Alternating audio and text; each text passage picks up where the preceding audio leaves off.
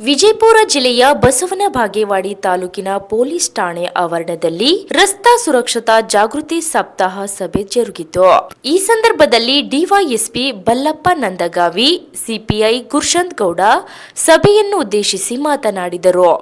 ಈ ವೇಳೆ police head constable Jagadish Takkod, Basavaraj Shebagonda ಸೇರಿದಂತೆ ಅನೇಕ ಆಟೋ ಚಾಲಕರು ಮತ್ತು ಪೊಲೀಸ್ ಸಿಬ್ಬಂದಿಗಳು ಉಪಸ್ಥಿತರಿದ್ದರು. Bureau report Ravi ಕೋಲಾಕರ, Basavana Bagewadi. ಯಾತ್ರಿ ನಿವಾಸ ಮುಂದ 3-4 ಕಡೆ ಹಿಂಗ ಸಾಲ ಹಚ್ಚಿ ಒಬ್ರಿಗೊಬ್ರು ಮಾತಾಡ್ಕೊಂಡಿರ್ತಾರೆ. ಯಾಕೆ ಆಟೋ ಸೈಡ್ ಹಚ್ಚಿ ಮಾತಾಡ್ತೀವಿ, ನಿಮ್ಗೆ ಯಾರಿಗೆ ಬೇಡ ಅಂತಾರ? Just common sense. ಅದು ಫೋಟೋನು ತಗೋಬೇಕಂತ ಮಾಡಿದ್ದೇವೆ. ಆಮೇಲೆ 2ನೇ ಅಬ್ಸರ್ವ್ ಮಾಡಿ, ಬಸ್ ಬಂದ ತಕ್ಷಣ ಯಾಕಡೆ ಬಸ್ ಹತ್ರ 5-8 ಮಂದಿ ಬಂದು ನಿಂತ್ಬಿಡ್ತಾರೆ. ಯಾಕೆ ಅವ್ರು ಬರ್ತಾರೆ, ನಿಮ್ಮ ಅವಶ್ಯಕತೆ ಒಂದೊಂದು ಸಾಲ್ ಮಾಸ್ರಿ ಅವ್ರು ಬರ್ತಾರೆ. ಅವ್ರು ಹೋಗೋರಿತ್ತ ನಿಮ್ದು ಒಂದೊಂದು ಅಟ್ಟಾಗ ಒಂದೊಂದು ಹತ್ಕೋತಾರೆ. 4ನೇದ್ದು ಬಸ್ ಸ್ಟ್ಯಾಂಡ್ ಒಳಗಡೆ ಹೊಡಿತಾರೆ ಎಲ್ಲ ಗಾಡಿಗಳನ್ನೆಲ್ಲ. ಕೇಳಿದ್ರೆ ಹೇಳ್ತೀರಾ, ಸರ್ ವಯಸ್ಸಾಗಿದೆ ಸರ್, ಸಾಮಾನ್ಯ ಇದ್ದೇವೆ ಸರ್, ಅದು ಇದೆ ಅಂತ. ಇಲ್ಲ, ಅವಶ್ಯಕತೆ ಇಲ್ಲ. ಲೇಡೀಸ್ ಬೇಕು, ಅವ್ರು ಬಸ್ ಸ್ಟ್ಯಾಂಡ್ ನಡ್ಕೋತ ಹೋಗ್ತಿರ್ತಾರೆ. ಯಾವ ಲಾಂಗ್ ದೊಡ್ಡ ಸಾಮಾನ್ಯ ಇದೆ, ಅದು ಇದೆ, ಎತ್ತಕ್ಕಾಗಲ್ಲ, ಏಜ್ ಪರ್ಸನ್ಸ್ ಇದೆ, ಅಂಗವಿಕಲ ಇದಾರೆ, ಅವಾಗ ನೀವು ಅವ್ರಿಗೆ ಅಲೌ ಮಾಡಿ. ಎಲ್ಲರೂ ಒಳಗಡೆ ಹೋಗ್ತೀರಾ ಬಸ್ ಸ್ಟ್ಯಾಂಡ್ ಅಲ್ಲಿ. ಆ ಬಸ್ ಸ್ಟ್ಯಾಂಡ್ ಅಲ್ಲಿ ಬಸ್ ಹೋಗ್ಲಿ, ಅವ್ರು ಇರ್ಲಿಕ್ಕೆ ಬರ್ಬೋದ, ಇರ್ಲಿಕ್ಕೆ ಬರೋ ಬಾಜು ನಿಲ್ಲಿಸ್ಬಿಡ್ತೀರಾ ಎಲ್ಲ ಆಟೋಗಳನ್ನ. ಅದು ಒಂದು.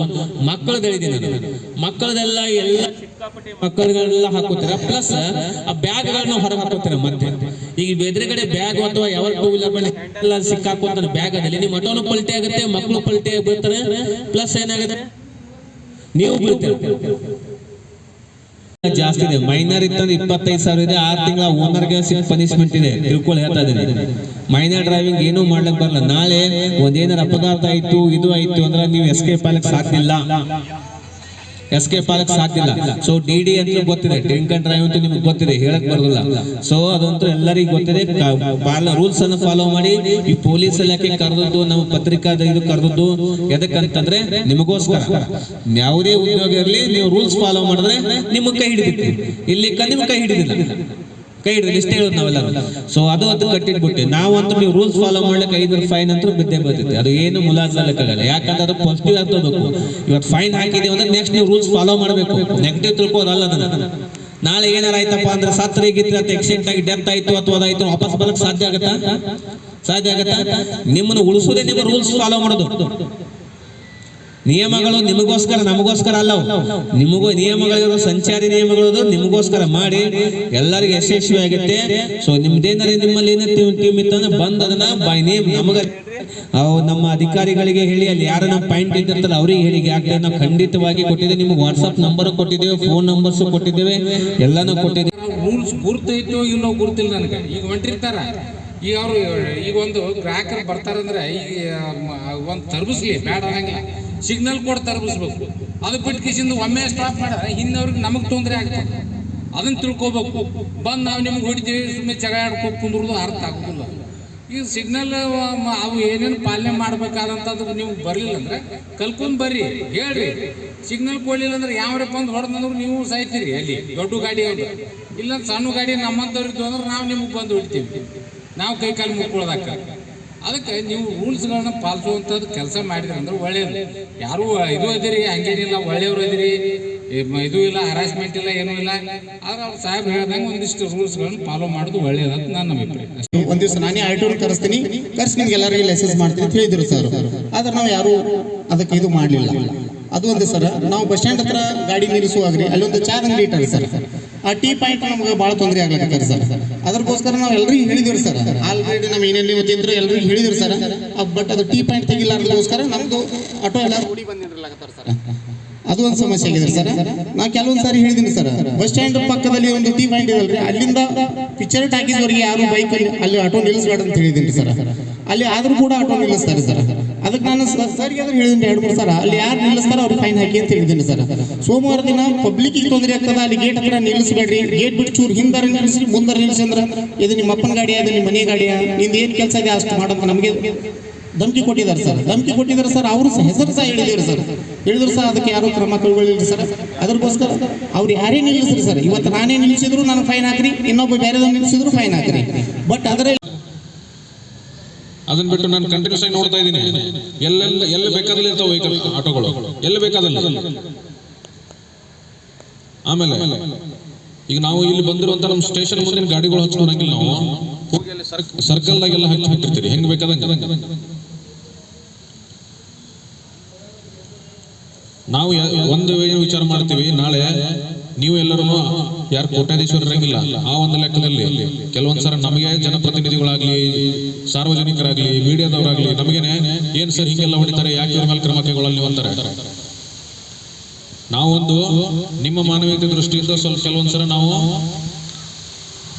ಪ್ರತಿಯೊಂದು ರೂಲ್ಸ್ ಫಾಲೋ ಮಾಡ್ಕೊತ ಹೋದ್ರೆ ಕಷ್ಟ ಆಗ್ತದೆ ಅಂತ ವಿಚಾರ ಮಾಡಿರ್ತೀವಿ. ಬಟ್ ಅದನ್ನ ನೀವು ಮಿಸ್ಯೂಸ್ ಮಾಡಿದ್ರಿ ಅಂದ್ರೆ ಸೊ ಆ ರೀತಿ ಮಾಡಕ್ ಹೋಗ್ಬೇಡಿ. ಅವ್ನ ಬೈ ನೇಮ್ ಹೆಸರಿಟ್ಟು ಯಾರು ಹೇಳೋದಿಲ್ಲ, ಬಾಗೇವಾಡಿ ಅದಕ್ಕೆ ಏನ್ ಮಾಡ್ಬೇಕು, ಎಲ್ಲರೂ ಸೇರಿ ನಿಮ್ಮ ಗೌರವವನ್ನು ನೀವೇ ಹೆಚ್ಚು ಮಾಡ್ಕೋಬೇಕು. ಅದು ಬಿಟ್ಟುಕೊಂಡು ಒಬ್ಬನ ಇವನು ಅಂತ ಹೇಳುದಿಲ್ಲ, ನೀವೆಲ್ಲರೂ ಒಂದೇ ಇರಬೇಕು. ನಿಮ್ಮ ಗೌರವ ನೀವು ಹೆಚ್ಚು ಮಾಡ್ಕೋಬೇಕಾದ್ರೆ ಜನಗಳ ಜೊತೆ ಗೌರವಯುತ ನಡ್ಕೋಬೇಕು. ಎಲ್ಲರೂ ಕಾರ್ ತಗೊಂಬರಲ್ಲ, ಎಲ್ಲರೂ ಬೈಕ್ ತಗೊಂಬರಲ್ಲ, ಆಟೋ ಮೇಲೆ ಹೆಚ್ಚಿಗೆ ಅವಲಂಬನೆ ಆಗಿರ್ತಾರೆ.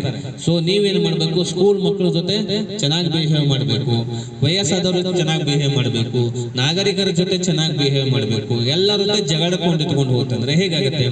ನಾವು ಸಿಂಗಲ್ ರೂಟ್ ಹಚ್ ಅಂತ ಹೇಳ್ತೇವೆ ಬಸ್ ಸ್ಟ್ಯಾಂಡ್ ಮುಂದ್ಗಡೆ, ಡಬಲ್ ರೂಟ್ ಹಚ್ಕೋತಿದ್ರ ಅವಾಗ ಏನಾಗುತ್ತೆ, ನಮ್ಮ ಸಿಟ್ ಬಂದು ಎಲ್ಲಾನು ಕಿತ್ಬಿಡ್ರಿ ಅಂತಿರ್ತೀವಿ.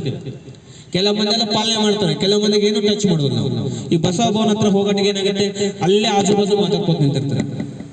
ನಿಮ್ ಕೆಲಸ ಇರೋದಿಲ್ಲ, ಅದನ್ನ ಮಾಡ್ಲಿಕ್ಕೆ ಹೋಗ್ಬೇಡಿ.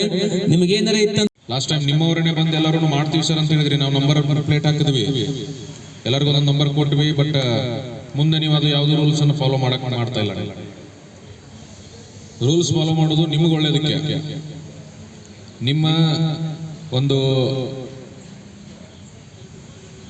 ಏನೋ ಸುರಕ್ಷತೆಗಾಗಿ ಮತ್ತು ಕಾನೂನಾತ್ಮಕವಾಗಿ ನಾಳೆ ಏನೇ ನಿಮ್ಮ ಮೇಲೆ ಆಕ್ಸಿಡೆಂಟ್ ಆಗಲಿ ಅಥವಾ ನೀವು ಆಕ್ಸಿಡೆಂಟ್ ಮಾಡಲಿ, ನೀವು ರೂಲ್ಸ್ ಅನ್ನು ಸರಿಯಾಗಿ ಫಾಲೋ ಮಾಡಿದ್ರಿ ಅಂದ್ರೆ ಕಾನೂನು ನಿಮ್ಮ ರಕ್ಷಣೆಗೆ ಇರ್ತದೆ.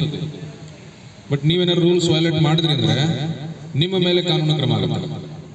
ಸೊ ಅದಕ್ಕೆ ರಸ್ತೆ ಸುರಕ್ಷತಾ ಸಪ್ತಾಹದಲ್ಲಿ ನಮ್ಮ ಉದ್ದೇಶ, ನೀವೆಲ್ಲರೂ ರಸ್ತೆದ ಏನು ನಿಯಮಗಳಿದಾವೆ ಅದನ್ನು ಸರಿಯಾಗಿ ಫಾಲೋ ಮಾಡ್ರಿ ಅಂತ.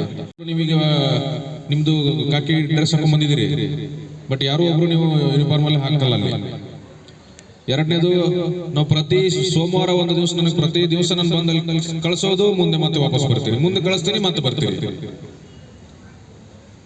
ನಾವೆಲ್ಲರೂ ಇರೋದು ಜನರಿಗೆ ನಿಮ್ಮಿಂದನೂ ಸೌಲಭ್ಯ ಆಗಬೇಕು ಮತ್ತು ಜನರಿಗೂ ಅಲ್ಲಿ ಸರಿಯಾಗಿ ಸಂತೆ ಮಾಡಬೇಕು. ಡೈಲಿ ಅವ್ರದ್ದೇನು ಸಂಚಾರ ಇರ್ತೈತೆ ಅದು ಸರಿಯಾಗಿ ಆಗ್ಬೇಕು. ನೀವು ನೋಡಿದ್ರೆ ಅವ್ರ ಸಂಚಾರಕ್ಕೂ ತೊಂದರೆ ಮಾಡ್ತೀರಿ, ಬಟ್ ಆ ಸಂತೆ ಮಾಡೋರು ಅಷ್ಟೇ ಪಬ್ಲಿಕ್ ಅಲ್ಲಲ್ಲ, ಬೇರೆ ಜನರು ಮತ್ತು ಬಸ್ನಲ್ಲಿ ಹೋಗ್ತಿರ್ತಾರೆ, ಬೇರೆ ಬೇರೆ ತಮ್ಮ ಕಾರ್ಯಕ್ರಮಗಳಿಗೆ ಹೋಗ್ತಿರ್ತಾರೆ, ಅವ್ರಿಗೆಲ್ಲ ಅಡ್ಡ ಆಗೋದು ಸರಿ ಕಾಣಿಸಂಗಿಲ್ಲ. ಆಮೇಲೆ ಈಗಾಗಲೇ ನಾವು ಸಾಕಷ್ಟು ಆಟೋಗಳನ್ನ ಕೆಲವೊಂದು DD ಕೇಸಲ್ಲಿ ತಂದು ಹಾಕಿದೀವಿ, ಕೆಲವೊಂದ್ಸಲ ಆಕ್ಸಿಡೆಂಟಲ್ ತಂದಿದ್ದೀವಿ, ಕೆಲವೊಂದ್ಸಲ ನಾವೇ ಅಲ್ಲಿ ಪಬ್ಲಿಕ್ ಅಬ್ಸ್ಟ್ರಕ್ಷನ್ ರೋಡ್ ಅಬ್ಸ್ಟ್ರಕ್ಷನ್ ಮಾಡಿದೀರಿ ಅಂತ ಅದ್ರಾಗ ತಂದು ಹಾಕಿದೀವಿ, ಕೆಲವೊಂದ್ಸಲ IMV ಕೇಸ್ ಹಾಕೊಂಡು ನಿಮಗೆ ಬಿಟ್ಟಿದ್ದೀವಿ. ಬಟ್ ಆದ್ರೂ ಇನ್ನೂ ಸರಿಯಾಗಿ ನೀವು ರೂಲ್ಸ್ ಅನ್ನ ಫಾಲೋ ಮಾಡ್ತಾ ಇಲ್ಲ. ಎತ್ತೆತ್ತರೆ ಓಡಿಸೋದು, ಏನ್ ಬೇಕಾದ್ ಮಾಡೋದು, ಆಮೇಲೆ ಅದು ಎಲ್ಲೆಲ್ಲಿ ರೋಡ್ ನಮಗೆ ಡಿವೈಡರ್ ಇದಾವೆ ಅಲ್ಲಿ ಎಲ್ಲ ಬಂದು ಹೆಂಗ್ ಬೇಕಾದಂಗೆ ಟರ್ನ್ ಮಾಡ್ತೀರಿ.